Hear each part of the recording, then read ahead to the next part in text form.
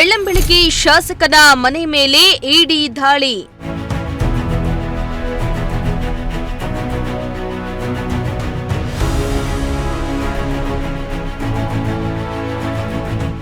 ನಿದ್ರೆ ಕಣ್ಣಿನಲ್ಲಿದ್ದ ಶಾಸಕನಿಗೆ ಶಾಕ್ ನೀಡಿದ ಇಡಿ.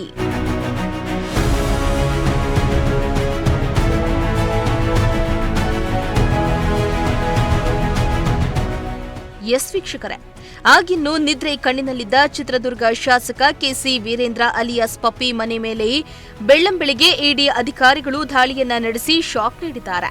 ಅಕ್ರಮ ಆಸ್ತಿ ಗಳಿಕೆ ಮತ್ತು ತೆರಿಗೆ ವಂಚನೆಯ ಆರೋಪದ ಮೇಲೆ ಶಾಸಕನ ಮನೆ ಮೇಲೆ ಜಾರಿ ನಿರ್ದೇಶನಾಲಯ ಅಧಿಕಾರಿಗಳು ದಾಳಿಯನ್ನ ನಡೆಸಿದ್ದಾರೆ.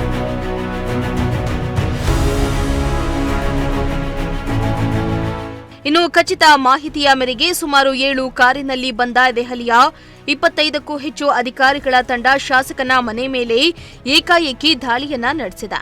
ಇತ್ತ ಶಾಸಕ ಕೆಸಿ ವೀರೇಂದ್ರ ಸಹೋದರರಾದ ಕೆಸಿ ನಾಗರಾಜು, ಕೆಸಿ ತಿಪ್ಪೇಸ್ವಾಮಿ ಮನೆ ಮೇಲೂ ದಾಳಿಯನ್ನ ನಡೆಸಿದೆ. ಬೆಳ್ಳಂಬೆಳಗ್ಗೆ ಇಡಿ ಅಧಿಕಾರಿಗಳ ತಂಡ ಚಿತ್ರದುರ್ಗಕ್ಕೆ ಎಂಟ್ರಿಯನ್ನ ಕೊಟ್ಟು ಅಣ್ಣ ತಮ್ಮಂದಿರಿಗೆ ಶಾಕ್ ಕೊಟ್ಟಿದೆ. ಆಗಿನ್ನು ಬೆಡ್ ಮೇಲೆ ಮಲಗಿದ ಶಾಸಕರಿಗೆ ಇಡಿ ದಾಳಿ ದೊಡ್ಡ ಶಾಕ್ ಅನ್ನೇ ನೀಡಿದೆ. ಇನ್ನು ಬೆಂಗಳೂರಿನ ವಸಂತ ನಗರದ ಪ್ರೆಸ್ಟೀಜ್ ಕಂಪನಿಯ ಎಡ್ವಿಡಿಯರ್ನ ಅಪಾರ್ಟ್ಮೆಂಟ್ನಲ್ಲಿರುವ ಫ್ಲಾಟ್ ಮೇಲೂ ಇಡಿ ಅಧಿಕಾರಿಗಳು ದಾಳಿಯನ್ನ ನಡೆಸಿದ್ದಾರೆ. ಇತ್ತ ವೀರಶೈವ ಸಂಘದ ಕಾರ್ಯದರ್ಶಿ ಪ್ರಸನ್ನ ಕುಮಾರ್ ಮನೆಯಲ್ಲಿ ಶೋಧ ಕಾರ್ಯ ಮುಂದುವರೆದಿದೆ.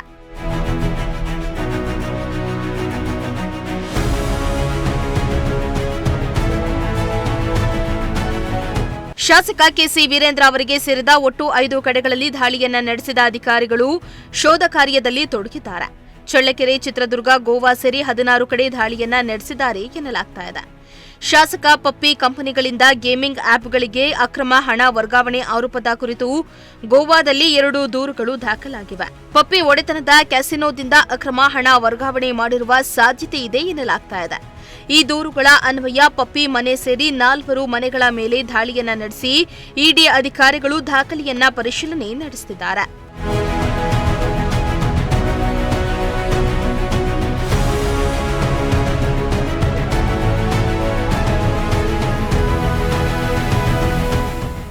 ವೆಂಕಟಾಚಲಪತಿ, ಪ್ರಜಾಶಕ್ತಿ ಟಿವಿ, ಚಿತ್ರದುರ್ಗ.